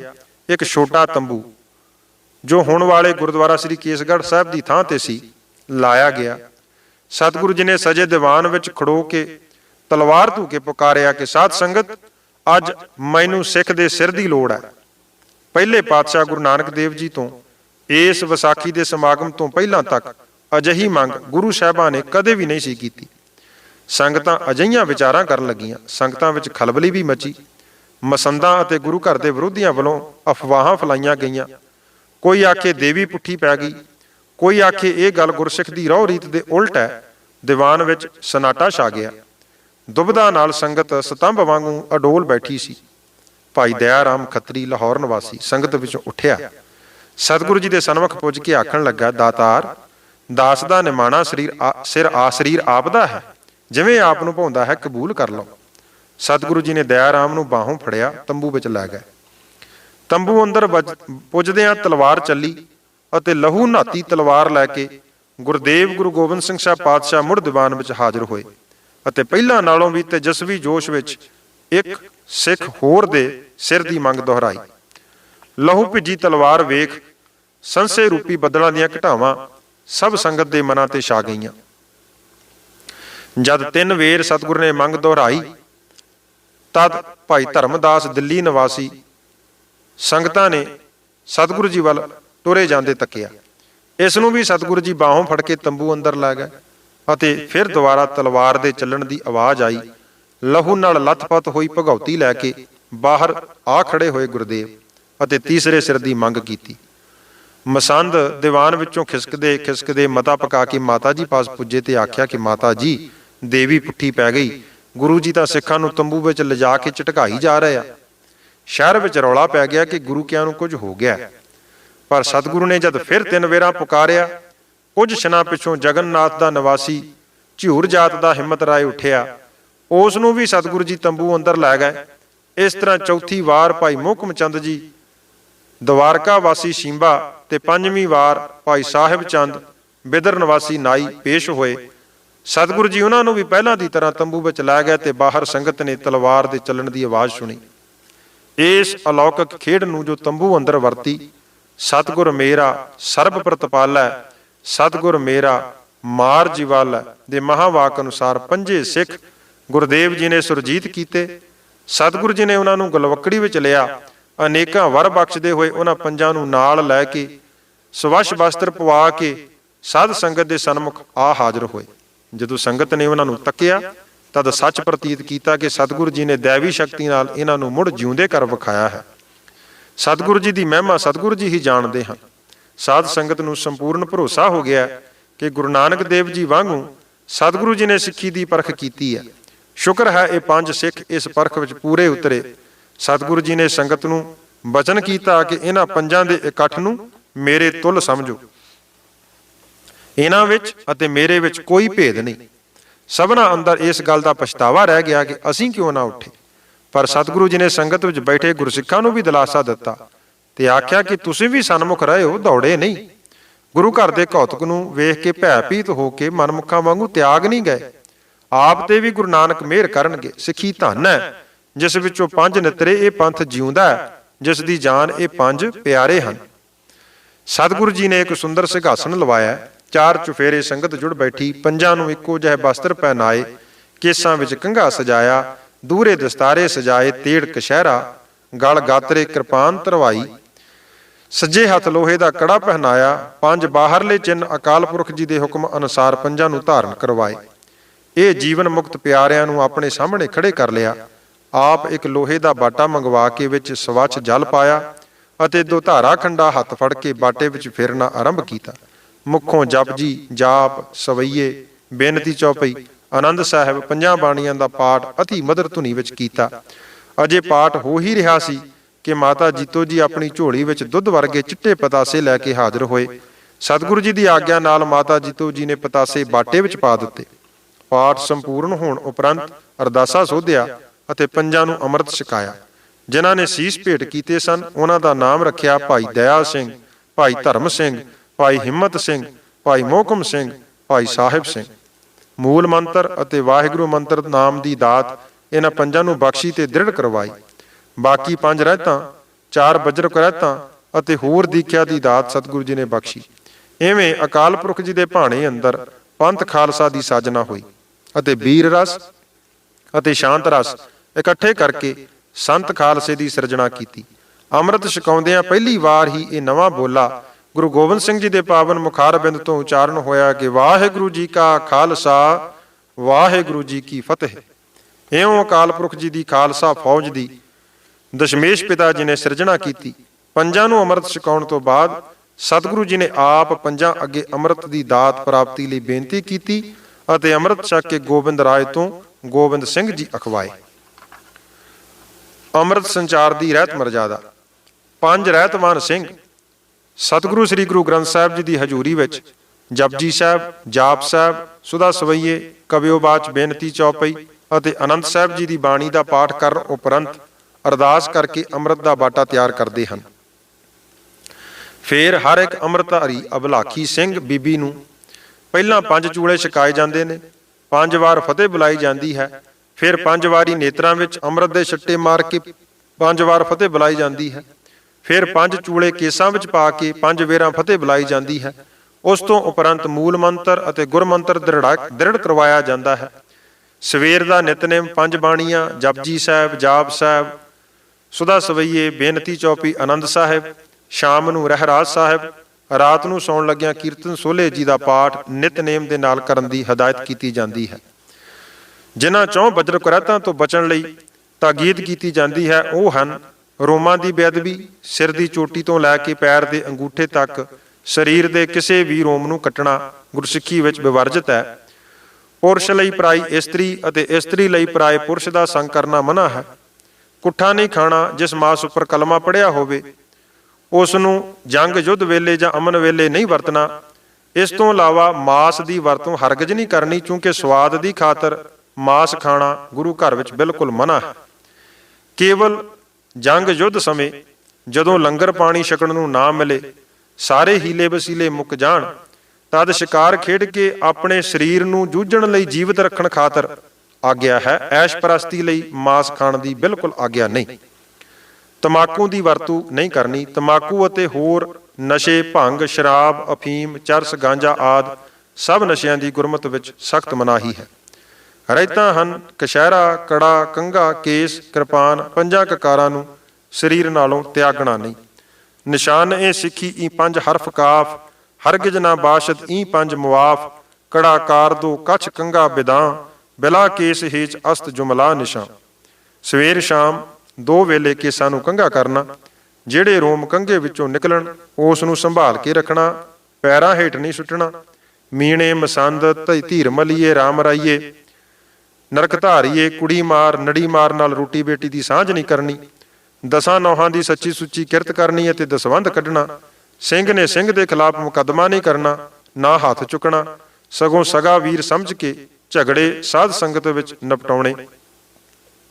ਸਤਿਗੁਰੂ ਜੀ ਨੇ ਖਾਲਸੇ ਨੂੰ ਸਪਸ਼ਟ ਕਰ ਦਿੱਤਾ ਕਿ ਖਾਲਸਾ ਜੀ ਤੁਸੀਂ ਹੁਣ ਵਾਹਿਗੁਰੂ ਜੀ ਦੇ ਹੋ ਅਤੇ ਫਤਿਹ ਵਾਹਿਗੁਰੂ ਜੀ ਦੀ ਫਤਿਹ ਹੋਵੇਗੀ। ਇਵੇਂ ਸ੍ਰੀ ਕੇਸਗੜ੍ਹ ਤਖਤ ਤੇ ਕੇਸਾਧਾਰੀ ਖਾਲਸੇ ਦੀ ਸਿਰਜਣਾ ਹੋਈ। ਖਾਲਸੇ ਨੂੰ ਸਪਸ਼ਟ ਕੀਤਾ ਕਿ ਅੱਜ ਤੋਂ ਤੁਹਾਡਾ ਨਵਾਂ ਜਨਮ ਹੋਇਆ ਹੈ। ਪਿਛਲੀ ਜਾਤ ਪਾਤ, ਦੇਸ਼ ਵੰਡ ਖਤਮ ਹੋ ਗਈ ਹੈ। ਹੁਣ ਤੁਹਾਡਾ ਗੁਰੂ ਘਰ ਵਿੱਚ ਜਨਮ ਹੋਇਆ ਹੈ। ਸਤਿਗੁਰ ਕੇ ਜਨਮੇ ਗਵਨ ਮਟਾਇਆ। ਤੁਸੀਂ ਗੁਰ ਭਾਈ ਬਣ ਗਏ ਹੋ। ਸਕੇ ਵੀਰਾਂ ਨਾਲੋਂ ਵੀ ਗੂੜੀ ਪ੍ਰੀਤ ਤੁਹਾਡੀ ਆਪੋ ਵਿੱਚ ਹੀ ਹੋਣੀ ਚਾਹੀਦੀ ਹੈ। ਸਾਰੇ ਸੋਢੀ ਬੰਸ ਵਿੱਚ ਜਨਮੇ ਹੋ। ਤੁਸੀਂ ਵਾਸੀ ਅਨੰਦਪੁਰ ਸਾਹਿਬ ਦੇ। ਪਿਤਾ ਤੁਹਾਡਾ ਸਤਿਗੁਰੂ ਗੁਰੂ ਗੋਬਿੰਦ ਸਿੰਘ ਸਾਹਿਬ ਅਤੇ ਮਾਤਾ ਸਾਹਿਬ ਕੌਰ ਜੀ ਹਨ। ਤੁਹਾਡੇ ਪੰਜਾਂ ਵਿੱਚ ਗੁਰੂ ਨਾਨਕ ਦੇਵ ਜੀ ਦੀ ਜੋਤ ਪ੍ਰਗਟੀ ਹੈ। ਇਉਂ ਪੂਰੇ ਕਾ ਕੀਆ ਸਭ ਕਿਛ ਪੂਰਾ, ਘਟ ਵੱਧ ਕਿਛ ਨਾਹੀਂ। ਇਵੇਂ ਗੁਰੂ ਸਿੱਖ, ਸਿੱਖ ਗੁਰੂ ਹੈ। ਵਾਹੋ ਵਾਹੋ ਗੋਬਿੰਦ ਸਿੰਘ ਆਪੇ ਗੁਰ ਚੇਲਾ। ਜਿਵੇਂ ਪ੍ਰਭੂ ਜੀ ਸਵੈੰ ਆਪ ਦੇ ਆਧਾਰ ਤੇ ਹਨ, ਉਹ ਪ੍ਰਭੂ ਜੀ ਆਖਦੇ ਹਨ ਕਿ ਮੈਂ ਭਗਤਾਂ ਦੇ ਅਧੀਨ ਹਾਂ। ਮੈਂ ਗੁਣ ਬੰਧ ਸਕਲ ਕੀ ਜੀਵਨ, ਮੇਰੀ ਜੀਵਨ ਮੇਰੇ ਦਾਸ। ਇਵੇਂ ਹੀ ਸਤਿਗੁਰੂ ਜੀ ਨੇ ਖਾਲਸੇ ਨੂੰ ਮਾਣ ਬਖਸ਼ਿਆ। ਪਰ ਖਾਲਸਾ ਕਦੀ ਵੀ ਗੁਰੂ ਦੇ ਬਰਾਬਰੀ ਕਰਨ ਦੀ ਭੁੱਲ ਜਾਂ ਗੁਸਤਾਖੀ ਨਾ ਕਰੇ, ਸਗੋਂ ਸਤਿਗੁਰੂ ਜੀ ਦੀ ਆਗਿਆ ਵਿੱਚ ਰਿਹਾ ਅਤੇ ਸਤਿਗੁਰੂ ਜੀ ਪਹਿਲਾਂ ਵਾਂਗੂ ਤਖਤ ਤੇ ਸੁਭਾਇਮਾਨ ਹੁੰਦੇ ਰਹੇ। ਅੱਗੋਂ ਪੰਜਾਂ ਪਿਆਰਿਆਂ ਨੂੰ ਅੰਮ੍ਰਿਤ ਛਕਾਉਣ ਦਾ ਅਧਿਕਾਰ ਸੌਂਪਿਆ। ਇਤਿਹਾਸ ਦੱਸਦਾ ਹੈ ਕਿ ਦੂਸਰੇ ਦਿਨ ਕਰੀਬਨ 20,000 ਸਿੱਖਾਂ ਨੇ ਅੰਮ੍ਰਿਤ ਛਕਿਆ। ਵਿਸਾਖੀ ਪਿੱਛੋਂ 5 ਦਿਨਾਂ ਦੇ ਅੰਦਰ ਅੰਦਰ 80,000 ਖਾਲਸਾ ਅੰਮ੍ਰਿਤ ਛਕ ਕੇ ਤਿਆਰ-ਬਰ ਤਿਆਰ ਹੋ ਕੇ ਸੰਤ ਖਾਲਸਾ ਬਣਿਆ। ਇਵੇਂ ਭਰਮ ਭੇਖ ਤੋਂ ਨਿਆਰੇ ਖਾਲਸੇ, ਤੇਜਵਾਨ ਬਲਵਾਨ ਖਾਲਸੇ ਪ੍ਰਤੀ ਸੈਨਾਪਤੀ ਕਵੀ ਲਿਖਦੇ ਨੇ ਕਿ ਕੀਏ ਜਦ ਬਚਨ ਸਤਿਗੁਰੂ ਕਾਰਨ ਕਰਨ, ਸਰਬ ਸੰਗਤ ਆਦ ਅੰਤ ਮੇਰਾ ਖਾਲਸਾ। ਮਾਨੇਗਾ ਹੁਕਮ ਸੋ ਤੋ ਹੋਵੇਗਾ ਸਿੱਖ ਸਹੀ, ਮਾਨੇਗਾ ਹੁਕਮ ਸੋ ਤੋ ਹੋਵੇਗਾ ਸਿੱਖ ਸਹੀ, ਨਾ ਮਾਨੇਗਾ ਹੁਕਮ ਸੋ ਤੋ ਹੋਵੇਗਾ ਬੇਹਾਲਸਾ। ਪਾਂਚ ਕੀ ਕੁਸੰਗਤ ਤਾਜ ਸੰਗਤ ਸੋ ਪ੍ਰੀਤ ਕਰੇ, ਦਇਆ ਔਰ ਧਰਮ ਧਾਰ ਤਿਆਗੈ ਸਭ ਲਾਲਸਾ। ਹੁੱਕਾ ਨਹੀਂ ਪੀਵੈ ਸੀਸ ਦਾੜੀ ਨਾ ਮੁੰਡਾਵੈ, ਸੋ ਤੇ ਵਾਹਿਗੁਰੂ ਵਾਹਿਗੁਰੂ ਜੀ ਕਾ ਖਾਲਸਾ। ਜਾਂ ਕੇ ਹਿਰਦੇ ਭਰਮ ਨਾ ਹੋਈ, ਭਰਮ ਭੇਖ ਤੇ ਰਹਿ ਨਿਆਰਾ, ਸੋ ਖਾਲਸਾ ਸਤਿਗੁਰੂ ਹਮਾਰਾ। ਇਵੇਂ ਉੱਚੇ ਸੁੱਚੇ ਆਦਰਸ਼ ਵਾਲਾ, ਵਾਹਿਗੁਰੂ ਜੀ ਦੀ ਪਾਵਨ ਹਜ਼ੂਰੀ ਵਿੱਚ ਵਾਸ ਰੱਖਣ ਵਾਲਾ, ਪਵਿੱਤਰਤਾ, ਧਰਮ, ਨੇਕੀ, ਉਪਕਾਰ, ਉੱਚ ਇਕਲਾਖ ਧਾਰੀ, ਇੱਕ ਜਿਉਂਦੀ ਜਾਗਦੀ ਸੱਤਾ, ਆਪਾ ਨਿਸ਼ਾਵਰ ਕਰਨ ਦਾ ਅਮਿਟ ਉਮਾ, ਕਰਨੀ ਕਹਿਣੀ ਕਥਨੀ ਦਾ ਪੂਰਾ, ਹਮੇਸ਼ਾ ਚੜ੍ਹਦੀ ਕਲਾ ਵਿੱਚ ਰਹਿਣ ਵਾਲਾ ਸੰਤ ਖਾਲਸਾ ਗੁਰੂ ਗੋਬਿੰਦ ਸਿੰਘ ਪਾਤਸ਼ਾਹ ਜੀ ਨੇ ਪ੍ਰਗਟ ਕੀਤਾ। ਦੁਸ਼ਟਾਂ ਨਾਲ ਲੋਹਾ ਲੈਣਾ ਖਾਲਸਾ ਪੰਥ ਦਾ ਹੀ ਸ਼ੁਭ ਕਰਮ ਸੀ। ਇਵੇਂ ਚੜ੍ਹਦੀਆਂ ਕਲਾ ਵਿੱਚ ਤ੍ਰਿਸ਼ਨਾ ਤੋਂ ਰਹਿਤ, ਮਰਦਾਊ ਪੁਣੇ ਵਿੱਚ ਕਾਮਲ, ਇਨਸਾਨੀਅਤ ਵਿੱਚ ਮੁਕੰਮਲ ਸਿੰਘ, ਸੰਤ ਸਿਪਾਹੀ ਅੰਦਰੋਂ ਅਨੰਤ ਵਾਹਿਗੁਰੂ ਜੀ ਨਾਲ ਨਿਰੰਤਰ ਲਿਵ ਵਿੱਚ ਜੁੜੇ ਰਹਿਣ ਵਾਲਾ ਖਾਲਸਾ ਕਲਗੀਆਂ ਵਾਲੇ ਦਸ਼ਮੇਸ਼ ਪਿਤਾ ਜੀ ਦੀ ਅਪਾਰ ਬਖਸ਼ਿਸ਼ ਨਾਲ ਪ੍ਰਗਟ ਹੋਇਆ। ਖਾਲਸੇ ਬਾਰੇ ਕਲਗੀਧਰ ਪਾਤਸ਼ਾਹ ਜੀ ਨੇ ਬਚਨ ਕੀਤਾ ਕਿ ਜਾਗਤ ਜੋਤ ਜਪੈ ਨਿਸਬਾਸਰ, ਏਕ ਬਿਨਾ ਮਨ ਨੈਕ ਨਾ ਆਨੈ, ਪੂਰਨ ਪ੍ਰੇਮ ਪ੍ਰਤੀਤ ਸਜੈ, ਬ੍ਰਤ ਗੋਰ ਮੜੀ ਮਠ ਭੂਲ ਨਾ ਮਾਨੈ। ਪੂਰਨ ਪ੍ਰੇਮ ਪ੍ਰਤੀਤ ਸਜੈ, ਬ੍ਰਤ ਗੋਰ ਮੜੀ ਮਠ ਭੂਲ ਨਾ ਮਾਨੈ, ਤੀਰਥ ਦਾਨ ਦਇਆ ਤਪ ਸੰਜਮ, ਏਕ ਬਿਨਾ ਨ ਏਕ ਪਛਾਨੈ, ਪੂਰਨ ਜੋਤ ਜਗੈ ਘਟ ਮੈਂ, ਤਬ ਖਾਲਸ ਤਾਹੇ ਨਖਾਲਸ ਜਾਣੈ। ਖਾਲਸਾ ਅਕਾਲ ਪੁਰਖ ਕੀ ਫੌਜ, ਪ੍ਰਗਟਿਓ ਖਾਲਸਾ ਪਰਮਾਤਮ ਕੀ ਮੌਜ। ਇੱਥੇ ਹੀ ਬਸ ਨਹੀਂ, ਸਤਿਗੁਰਾਂ ਪਿਆਰ ਵਿੱਚ ਆ ਕੇ ਬਚਨ ਕੀਤਾ ਕਿ ਖਾਲਸਾ ਮੇਰੋ ਰੂਪ ਹੈ ਖਾਸ, ਖਾਲਸੇ ਮੈਂ ਹਉ ਕਰੂੰ ਨਿਵਾਸ, ਖਾਲਸਾ ਮੇਰੋ ਪਿੰਡ ਪ੍ਰਾਨ, ਖਾਲਸਾ ਮੇਰੀ ਜਾਨ ਕੀ ਜਾਨ, ਖਾਲਸਾ ਮੇਰੋ ਸਤਿਗੁਰ ਪੂਰਾ, ਖਾਲਸਾ ਮੇਰੋ ਸੱਜਣ ਸੂਰਾ। ਇਸ ਸਮੇਂ ਗੁਰੂ ਸਾਹਿਬ ਨੇ ਸੰਗਤ ਨੂੰ ਉਪਦੇਸ਼ ਕਰਦਿਆਂ ਜਿਹੜੀ ਤਕਰੀਰ ਕੀਤੀ, ਉਸ ਨੂੰ ਅਹਿਮਦ ਸ਼ਾਹ ਬਟਾਲਵੀ, ਜੋ ਔਰੰਗਜ਼ੇਬ ਦਾ ਖਬਰ ਰਸਾਂ ਭਾਵ ਖਬਰਾਂ ਪਹੁੰਚਾਉਣ ਵਾਲਾ ਸੀ, ਉਸ ਨੇ ਇਸ ਨੂੰ ਹੇਠ ਲਿਖੇ ਲਫ਼ਜ਼ਾਂ ਵਿੱਚ ਕਲਮਬੰਦ ਕੀਤਾ ਹੈ। ਮੈਂ ਚਾਹੁੰਦਾ ਕਿ ਤੁਸੀਂ ਸਾਰੇ ਇੱਕੋ ਰਾਹ ਤੇ ਚੱਲੋ ਅਤੇ ਇੱਕ ਧਰਮ ਅਪਣਾਓ। ਵੱਖ-ਵੱਖ ਜਾਤਾਂ ਦੇ ਵਖੇਵੇਂ ਮਿਟਾ ਦਿਓ। ਹਿੰਦੂਆਂ ਦੀਆਂ 4 ਜਾਤਾਂ ਜਿਨ੍ਹਾਂ ਦਾ ਵਰਣਨ ਸ਼ਾਸਤਰਾਂ ਵਿੱਚ ਆਇਆ ਹੈ, ਮੁੱਢ ਤੋਂ ਮੁਕਾ ਦਿਓ। ਇੱਕ ਦੂਜੇ ਨਾਲੋਂ ਆਪਣੇ ਆਪ ਨੂੰ ਵੱਡਾ ਨਾ ਸਮਝੋ। ਪੁਰਾਣੇ ਧਾਰਮਿਕ ਗ੍ਰੰਥਾਂ ਉੱਤੇ ਵਿਸ਼ਵਾਸ ਨਾ ਰੱਖੋ। ਕੋਈ ਵੀ ਗਣੇਸ਼ ਆਦਿ ਵੱਲ ਧਿਆਨ ਨਾ ਦੇਵੇ। ਧਾਰਮਿਕ ਅਸਥਾਨਾਂ ਉੱਤੇ ਯਾਤਰਾ ਕਰਨਾ ਵਿਅਰਥ ਹੈ। ਰਾਮ, ਕ੍ਰਿਸ਼ਨ, ਬ੍ਰਹਮਾ ਤੇ ਦੁਰਗਾ ਆਦਿ ਨੂੰ ਪੂਜਣ ਦੀ ਕੋਈ ਲੋੜ ਨਹੀਂ। ਸਿਰਫ ਗੁਰੂ ਨਾਨਕ ਸਾਹਿਬ ਤੇ ਬਾਕੀ ਗੁਰੂਆਂ ਉੱਤੇ ਵਿਸ਼ਵਾਸ ਲਿਆਓ। ਸਾਰੀਆਂ ਜਾਤਾਂ ਇੱਕ ਬਾਟੇ ਵਿੱਚੋਂ ਅੰਮ੍ਰਿਤ ਛਕ ਕੇ ਇੱਕ ਦੂਜੇ ਲਈ ਪਿਆਰ ਪੈਦਾ ਕਰੋ ਅਤੇ ਨਫ਼ਰਤ ਦੂਰ ਕਰੋ। ਖਾਲਸਾ ਸਾਜਣ ਤੋਂ ਬਾਅਦ ਦਾ ਸੰਖੇਪ ਇਤਿਹਾਸ। ਆਨੰਦਪੁਰ ਸਾਹਿਬ ਛੱਡਿਆ, ਸਰਸਾ ਨਦੀ ਤੇ ਘਮਸਾਣ ਯੁੱਧ ਹੋਇਆ।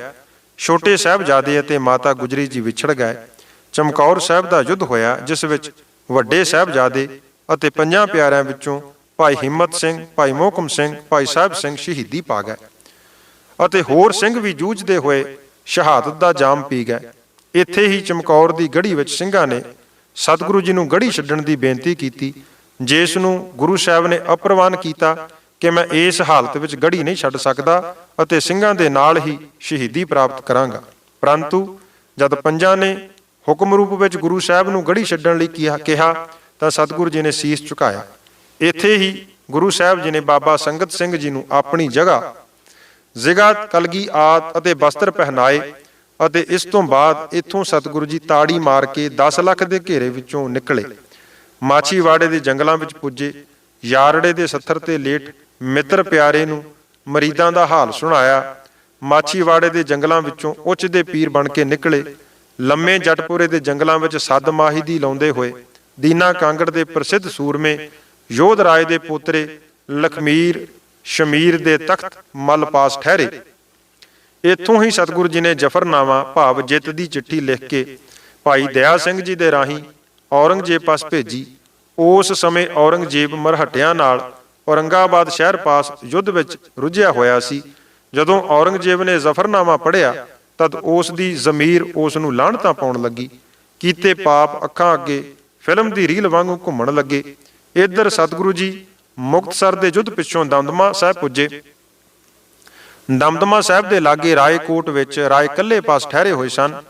ਤਦੋਂ ਨੂਰੇ ਮਾਹੀ ਨੇ ਛੋਟੇ ਸਾਹਿਬਜ਼ਾਦਿਆਂ ਦੀ ਸ਼ਹਾਦਤ ਦਾ ਬਿਰਤਾਂਤ ਸਤਿਗੁਰੂ ਜੀ ਨੂੰ ਸੁਣਾਇਆ। ਤਦ ਸਤਿਗੁਰੂ ਜੀ ਨੇ ਤੀਰ ਦੀ ਨੋਕ ਨਾਲ ਕਾਹੀ ਦਾ ਬੂਟਾ ਜੜੋਂ ਪੱਟ ਕੇ ਫਰਮਾਇਆ ਕਿ ਜ਼ਾਲਮ ਔਰੰਗਜ਼ੇਬ ਦੇ ਰਾਜ ਦੀ ਜੜ ਪੁੱਟੀ ਗਈ। ਤਲਵੰਡੀ ਸਾਬੋ ਵਿਖੇ ਮਾਤਾ ਸੁੰਦਰ ਕੌਰ ਜੀ, ਮਾਤਾ ਸਾਹਿਬ ਕੌਰ ਜੀ, ਭਾਈ ਮਨੀ ਸਿੰਘ ਜੀ ਦੇ ਨਾਲ ਸਤਿਗੁਰਾਂ ਦੇ ਦਰਸ਼ਨਾਂ ਲਈ ਪੁੱਜੇ। ਇੱਥੇ ਹੀ ਭਾਈ ਡੱਲੇ ਦੀ ਪਰਖ ਕੀਤੀ। ਗੁਰੂ ਗ੍ਰੰਥ ਸਾਹਿਬ ਜੀ ਦੀ ਇਸ ਅਸਥਾਨ ਤੇ ਦੁਬਾਰਾ ਰਚਨਾ ਹੋਈ ਅਤੇ ਭਾਈ ਮਨੀ ਸਿੰਘ ਜੀ ਨੂੰ ਸਾਰੀ ਬਾਣੀ ਦੇ ਅਰਥ ਕਰਵਾਏ। ਇੱਥੋਂ 1706 ਈਸਵੀ ਨੂੰ ਸਤਿਗੁਰੂ ਜੀ ਦੱਖਣ ਵੱਲ ਟੁਰ ਪਏ। ਸਰਸਾ, ਸਰੇਵਾ, ਨੌਰ, ਮਧੂ ਸਿੰਘਾਣਾ, ਪੁਸ਼ਕਰ, ਨਰੈਣਾ, ਲਲੀਗ੍ਰਾਮ, ਮੰਗੇਰ, ਕੁਲਿਤ ਨਗਰ ਆਦਿ ਅਸਥਾਨਾਂ ਤੇ ਹੁੰਦੇ ਜਦੋਂ ਰਾਜਸਥਾਨ ਅਸਥਾਨ ਤੇ ਪੁੱਜੇ ਤਦ ਔਰੰਗਜ਼ੇਬ ਦੀ ਮੌਤ ਦੀ ਖਬਰ ਪੁੱਜ ਗਈ। ਔਰੰਗਜ਼ੇਬ ਦੇ ਪੁੱਤਰਾਂ ਵਿਚਕਾਰ ਤਖਤ ਪ੍ਰਾਪਤੀ ਲਈ ਲੜਾਈ ਹੋਈ। ਬਹਾਦਰ ਸ਼ਾਹ ਗੁਰਦੇਵ ਪਾਤਸ਼ਾਹ ਗੁਰੂ ਗੋਬਿੰਦ ਸਿੰਘ ਜੀ ਦੇ ਚਰਨ ਸ਼ਰਨ ਵਿੱਚ ਪੁੱਜ ਕੇ ਇਸ ਨੇ ਸਹਾਇਤਾ ਮੰਗੀ। ਲੜਾਈ ਵਿੱਚ ਸਤਿਗੁਰੂ ਜੀ ਨੇ ਬਹਾਦਰ ਸ਼ਾਹ ਦੀ ਮਦਦ ਕੀਤੀ। ਜਿੱਤ ਦੀ ਪ੍ਰਾਪਤੀ ਪਿੱਛੋਂ ਆਗਰੇ ਦੇ ਕਿਲੇ ਵਿੱਚ ਸ਼ਾਹੀ ਦਰਬਾਰ ਲੱਗਾ, ਜਿਸ ਵਿੱਚ ਬਹਾਦਰ ਸ਼ਾਹ ਨੇ ਗੁਰੂ ਜੀ ਨੂੰ ਵਡਮੁੱਲੀਆਂ ਸੁਗਾਤਾਂ ਭੇਟ ਕੀਤੀਆਂ ਅਤੇ ਪੂਰਾ ਸਨਮਾਨ ਕੀਤਾ। ਇਸ ਤੋਂ ਪਿੱਛੋਂ ਸਤਿਗੁਰੂ ਜੀ ਉਜੈਨ, ਨਾਗਪੁਰ, ਲਾਲਾਪੁਰ, ਬਨੇਰਾ, ਉਮਰਾਵਤੀ, ਹਿੰਗੋਲੀ ਤੇ ਬਸਮਤ ਹੁੰਦੇ ਨੰਦੇੜ ਪੁੱਜੇ। ਨੰਦੇੜ ਵਿਖੇ 5 ਪੈਸੇ ਨਾਲੀਏ ਸਾਹਿਬ ਸ੍ਰੀ ਗੁਰੂ ਗ੍ਰੰਥ ਸਾਹਿਬ ਜੀ ਅੱਗੇ ਧਰ ਕੇ ਗੁਰੂ ਸਾਹਿਬ ਜੀ ਨੇ ਆਪ ਨਮਸਕਾਰ ਕੀਤੀ ਅਤੇ ਸਮੁੱਚੇ ਪੰਥ ਨੂੰ ਸਤਿਗੁਰੂ ਗੁਰੂ ਗ੍ਰੰਥ ਸਾਹਿਬ ਜੀ ਦੇ ਲੜ ਲਾ ਕੇ ਆਪ 1765 ਬਿਕਰਮੀ ਮੁਤਾਬਕ 1708 ਈਸਵੀ ਨੂੰ ਸੱਚਖੰਡ ਪਿਆਨਾ ਕਰ ਗਏ ਅਤੇ ਖਾਲਸੇ ਦੇ ਅੰਗ ਸੰਗ ਰਹਿਣ ਦਾ ਬਚਨ ਦੇ ਗਏ। ਗੁਰ ਮੇਰੇ ਸੰਗ ਸਦਾ ਹੈ ਨਾਲੇ, ਸਿਮਰ ਸਿਮਰ ਤਿਸ ਸਦਾ ਸੰਭਾਲੇ। ਸੱਚਖੰਡ ਬਰਾਜਣ ਤੋਂ ਪਹਿਲਾਂ ਬਾਬਾ ਬੰਦਾ ਸਿੰਘ ਬਹਾਦਰ ਨੂੰ ਨਿਸ਼ਾਨ, ਧੌਂਸਾ ਤੇ 5 ਤੀਰ ਦੇ ਕੇ 5 ਸਿੰਘਾਂ ਸਮੇਤ ਸਤਿਗੁਰੂ ਜੀ ਨੇ ਆਪ ਪੰਜਾਬ ਵੱਲ ਤੋਰਿਆ ਅਤੇ 1765 ਬਿਕਰਮੀ ਵਿੱਚ ਭਾਈ ਦਇਆ ਸਿੰਘ ਅਤੇ ਭਾਈ ਧਰਮ ਸਿੰਘ ਜੀ ਵੀ ਹਜੂਰ ਸਾਹਿਬ ਵਿਖੇ ਜੋਤੀ ਜੋਤ ਸਮਾਏ। ਗੁਰਮੁਖ ਪਿਆਰਿਓ, ਗੁਰੂ ਘਰ ਦੀ ਮਰਜ਼ਾਦਾ ਪਰਪੱਕ ਰੂਪ ਵਿੱਚ 10ਵੇਂ ਜਾਮੇ ਵਿੱਚ ਗੁਰੂ ਨਾਨਕ ਪਾਤਸ਼ਾਹ ਜੀ ਦੀ ਪਾਵਨ ਜੋਤ ਗੁਰੂ ਗੋਬਿੰਦ ਸਿੰਘ ਜੀ ਨੇ ਸੰਪੂਰਨ ਕੀਤੀ ਔਰ ਹੁਕਮ ਕੀਤਾ ਕਿ ਪੰਚਨ ਮੈਂ ਨਿਤ ਵਰਤਨ ਮੈਂ ਹੂੰ, ਪੰਚ ਮਿਲੇ ਸੇ ਪੀਰਨ ਪੀਰ। ਗੁਰੂ ਘਰ ਵਿੱਚੋਂ ਨਾਮ ਦੀ ਪ੍ਰਾਪਤੀ ਅਤੇ ਗੁਰੂ ਧਾਰਨ ਦੀ ਵਿਧੀ 5 ਸਿੰਘਾਂ ਪਾਸੋਂ ਸਤਿਗੁਰੂ ਗੁਰੂ ਗ੍ਰੰਥ ਸਾਹਿਬ ਜੀ ਦੀ ਹਜ਼ੂਰੀ ਵਿੱਚ ਅੰਮ੍ਰਿਤ ਛਕ ਕੇ ਹੀ ਹੋ ਸਕਦੀ ਹੈ। ਹੋਰ ਕਿਸੇ ਦੇਹਧਾਰੀ ਗੁਰੂ ਦੀ ਲੋੜ ਸਤਿਗੁਰਾਂ ਨੇ ਅੱਗੋਂ ਲਈ ਹਮੇਸ਼ਾ ਲਈ ਖਤਮ ਕਰ ਦਿੱਤੀ ਅਤੇ ਹੁਕਮ ਕਰ ਦਿੱਤਾ ਕਿ ਪੂਜਾ ਅਕਾਲ ਪੁਰਖ ਦੀ, ਪਰਚਾ ਸ਼ਬਦ ਦਾ, ਦੀਦਾਰ ਖਾਲਸੇ ਦਾ। ਗੁਰੂ ਸਾਹਿਬਾਨ ਨੇ ਇੱਕ ਨੇਕ ਸੱਚੇ ਸੁੱਚੇ ਸੰਤ ਖਾਲਸੇ ਨੂੰ ਉਬਾਰਿਆ, ਦੁਸ਼ਟਾਂ ਨੂੰ ਸੰਘਾਰਿਆ ਅਤੇ ਧਰਮ ਨੂੰ ਪ੍ਰਚਾਰਿਆ। ਇਹੋ ਮਿਸ਼ਨ ਖਾਲਸਾ ਪੰਥ ਨੂੰ ਅੱਗੋਂ ਵਾਸਤੇ ਸਤਿਗੁਰਾਂ ਨੇ